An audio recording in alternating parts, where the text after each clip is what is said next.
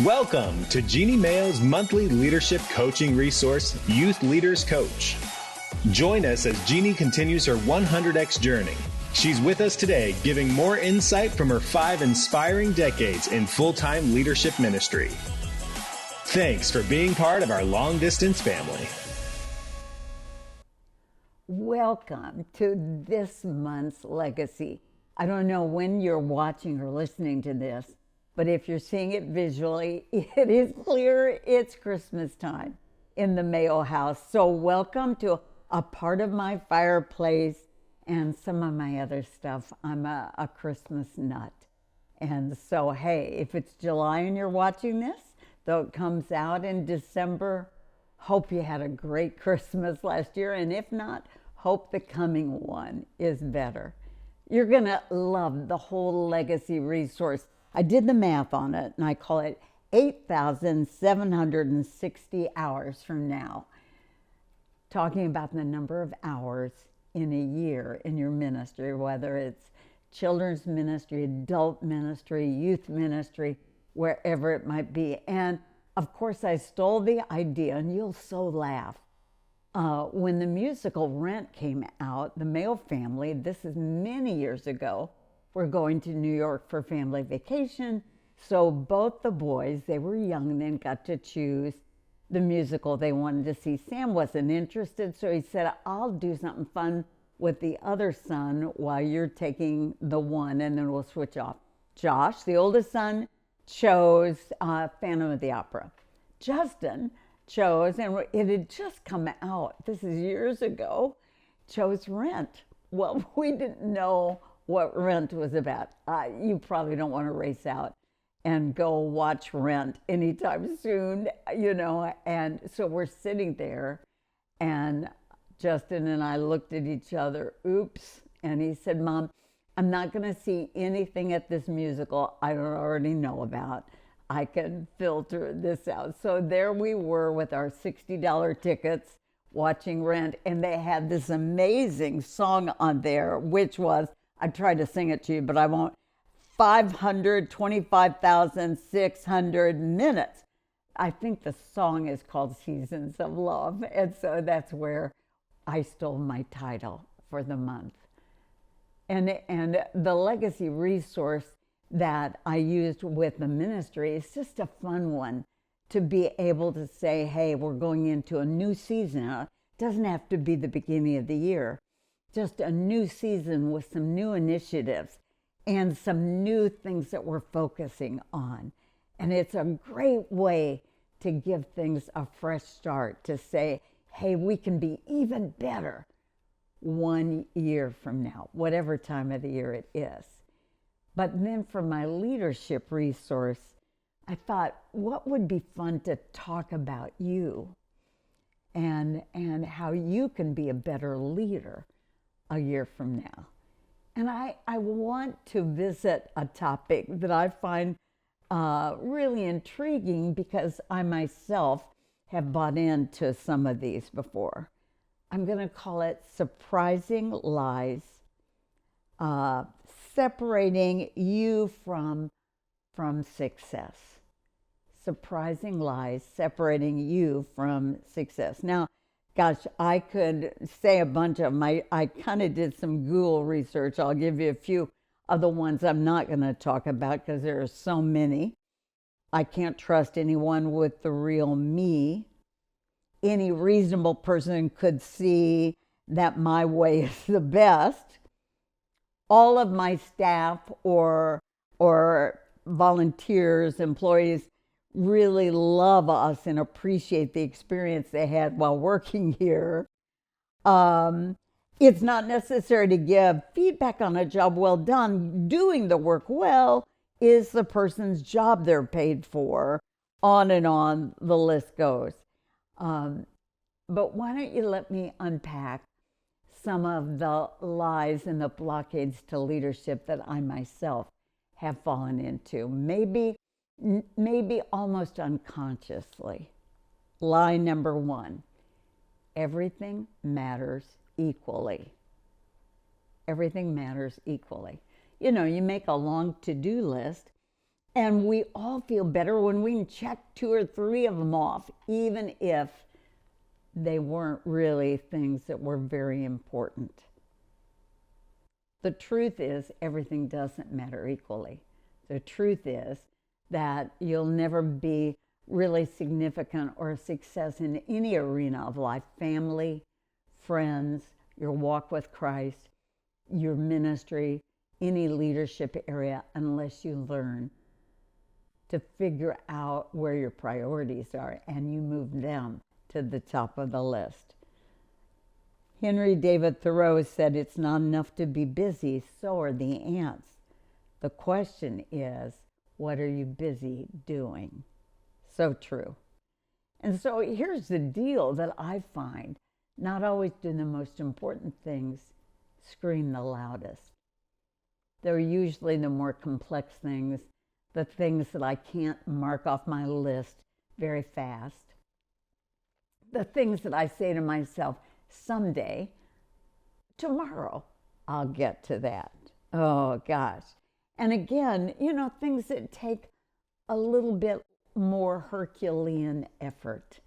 Gosh, it's so easy to put those off to the next day. And I wrote on my notes here, I think sometimes it's better, instead of having a to-do list, if we could have, call it what you will, a success list, a priority list is what it really is. Or better yet, you've heard me say before, the Peter Drucker, after coaching some real amazing executives, had them make a list of all the things that they were going to integrate when they went home into their businesses in a month. And then he said, they were still using paper. If you can remember that day, he said, then turn your paper over. You've already made your to-do list. Now make your stop doing list.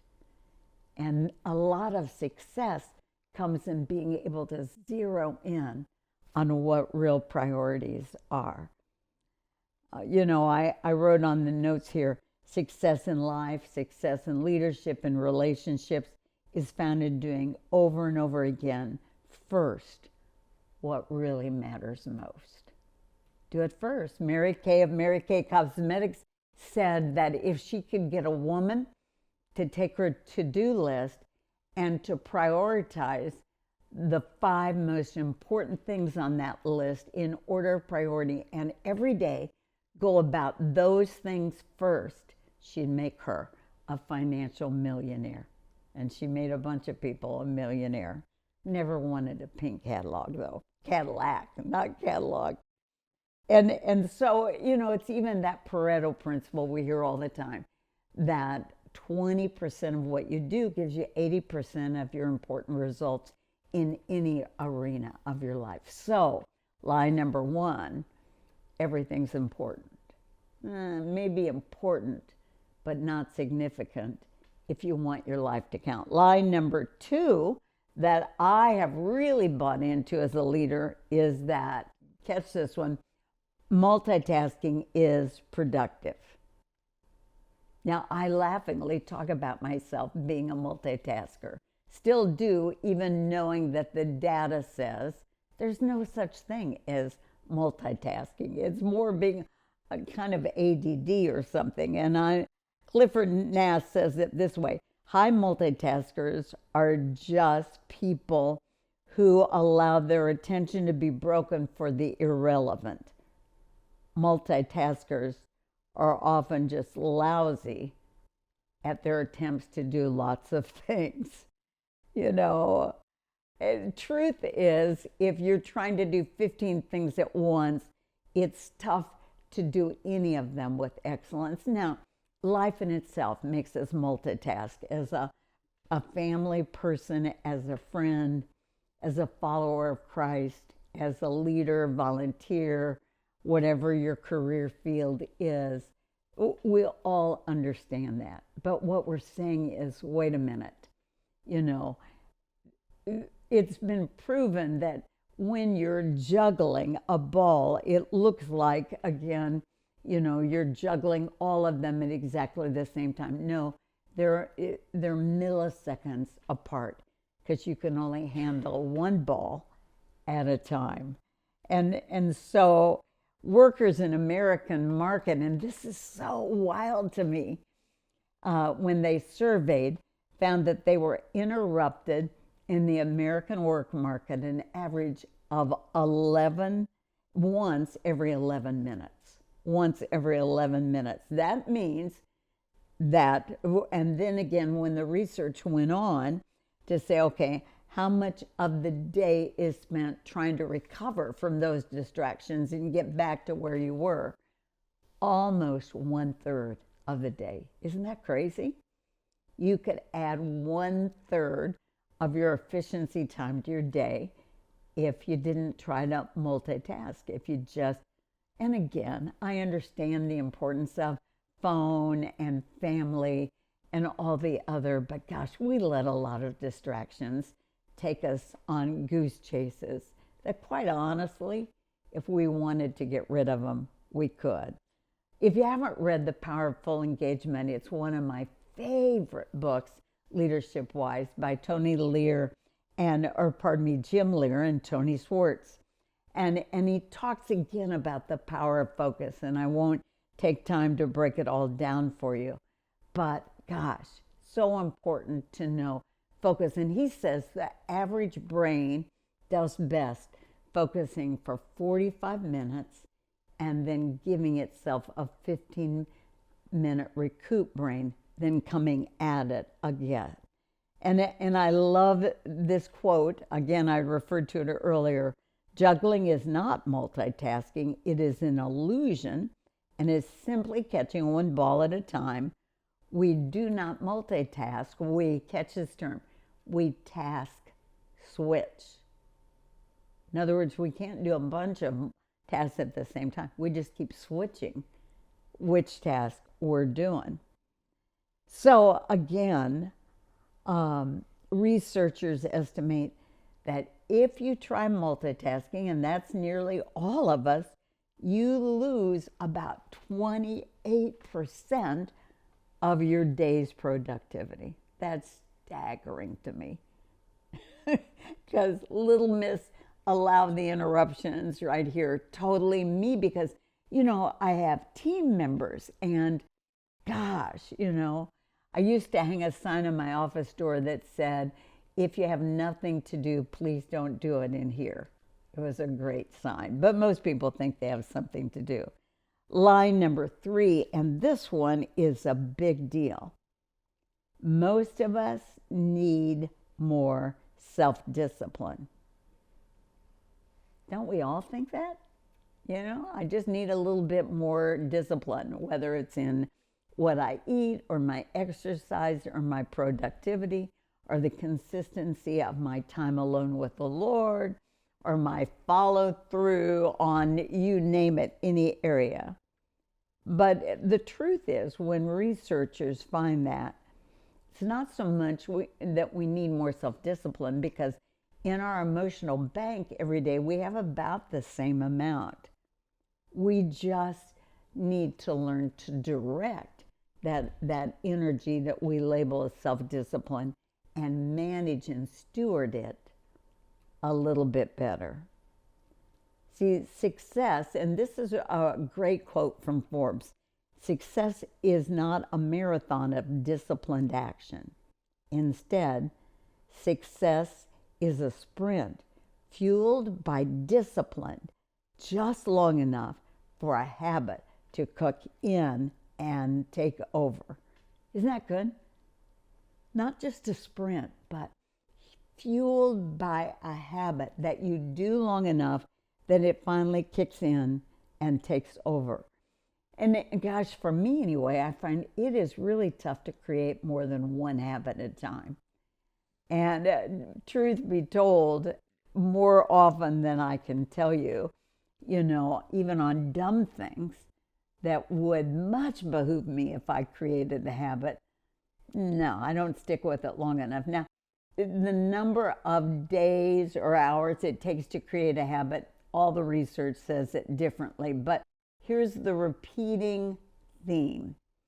If you want something that's not a habit at all to become a long-term habit, you probably need to do it approximately 60 days. Approximately 60 days. Now, gosh, I like the 21-day jazz that I've heard for a long time. You probably have too. But if you're going from, I don't do it at all, to a long-term habit, 60 days. And again, I love the quote. I'm quoting from a lot from Peter Drucker.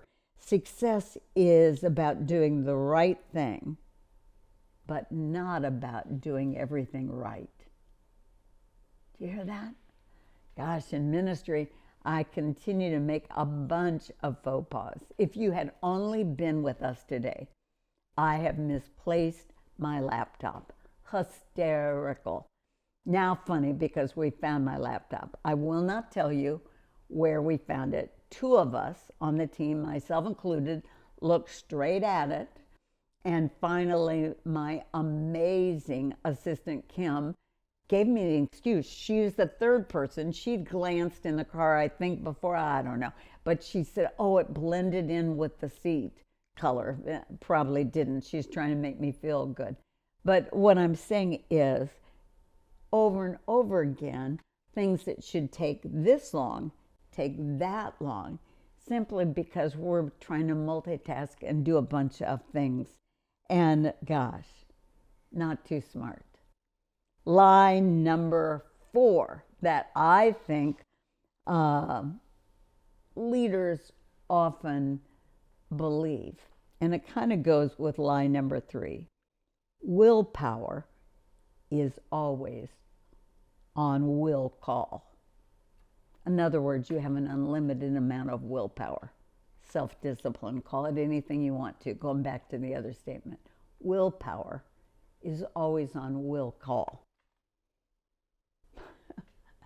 I always laugh at stupid things in my life. Like, do you have a secret messy thing you do? My closet's messy. My wonderful husband has been promoted to heaven. He was my incentive before. But gosh, I don't want to hang up my jeans and my hoodie at night when I'm chilling and putting on comfortable stuff to rest in. It feels so good to throw my clothes on the floor. And why is it so hard to hang up my clothes at night? But in the morning, those same clothes are not nearly as daunting to have the willpower to hang them up. I used to think that, again, it was just because I was a sloppy jerk. But again, neurologists tell us that we have a limited amount of willpower, self-discipline. That's why that other point said it's not so much a matter that you don't have self-discipline. You've got to learn to put priority activities in a place in the day that you've still got some of that self-discipline, that willpower left. I love this quote. The truth is, willpower is like something with a limited battery life. Willpower has a limited battery life. We all know once you've used a battery out, I changed a few this morning. Hey, unless you got the rechargeable kind that we fortunately are, when we give it a little rest, it doesn't go. And so I'm just saying to you, whoa, you know, and we say it this way, the portions of your day that you're most productive, you had better point at those and not just check off the quick things that'll make you feel better because it goes off the list. Again, everything is not the same in importance. And to do that Mary Kay cosmetic, the CEO who made billions and made so many women selling Mary Kay cosmetics a million years ago rich, go to those top 5 priorities on your to-do list, your priorities, and go after the top one. Don't leave it till you've finished it, then you go to the next. And of course, there'll be some moments that you can't finish everything, but you know, in reality, I let myself get ADD way too easily. So willpower is not always on will call. and I've got to understand I better invest mine. That's even my emotional energy battery. I used to have a sign hanging at my garage door as I came in the house, and it was just initialed to myself, basically reminding myself if I'd used up all my emotional energy and my work and had nothing left for my sons and my husband, especially when my kids were still at home, I needed to quit my job. And so, the emotional energy and the will call. And you can kick it in gear. We all know that. But there's only so many times you can jumpstart yourself. And then, oh gosh, one more I love. Line number 5. And again, this is neurologists and scientists saying this to us. A balanced life is healthy and desirable. Well, what's wrong with that one? Why is that a lie? I mean, I want to be balanced. I want to be a great follower of Christ, a great mom, a great nana now. My husband's in heaven, but he would have told you I was a great wife, I ran a youth group of over 1,000, a school of 1,500 in the church where my husband was senior pastor, a wonderful, thriving women's ministry. I traveled 2 days a month while my kids were at home. I didn't want to leave them any more than that. I ran a small college from students all over America, but I wasn't balanced. Because the reality is, even if you watch somebody trying to balance, as it were, riding the bike, it is this intuitive sense of leaning. You do it almost non-consciously. This constant sense of coming out of balance one way to keep going, then coming out of balance this way to keep going. And so it is learning that even several business people have written about the impracticality of work-life balance. Now, again, am I saying don't go for balance with your family and your walk with Christ and your emotional health? Of course not. But anybody who's tried to do something wholeheartedly know that there are seasons in each of those categories that will get more. For me, Jesus and my family always won. But that didn't mean the same amount of time. I knew sometimes when my kids needed more of me. I knew sometimes when my husband needed more of me. I wasn't balanced in those moments. I knew some moments going into major events where my youth ministry needed more of me, or my college needed more of me, or at some points where my health needed more of me.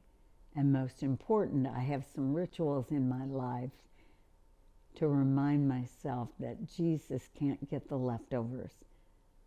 But in that balance thing, a regular Sabbath where I really do chill and let myself kind of refuel, big deal. And then some rituals that I have at the beginning of each year. All simple things that say to you, healthy balance, I don't know so much about that. Really, the issue is learning to lean into your priorities, learning that anything that's important in your life will take a little longer. And along the journey, Jesus and your family can't go in the dirt. You know, if you were juggling balls, I think you would be well to look at it like juggling glass balls. It's no big deal when you're juggling rubber balls. If a few drops, no big deal. Those rubber balls are your career. And even at some points, phases of your ministry. But those glass balls are your walk with Jesus, your family, and the key things ministry-wise that will ripple into eternity that you'll be proud of when you stand before Him.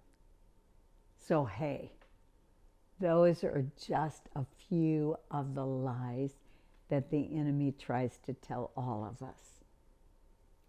Maybe like me, you've unconsciously bought into a few.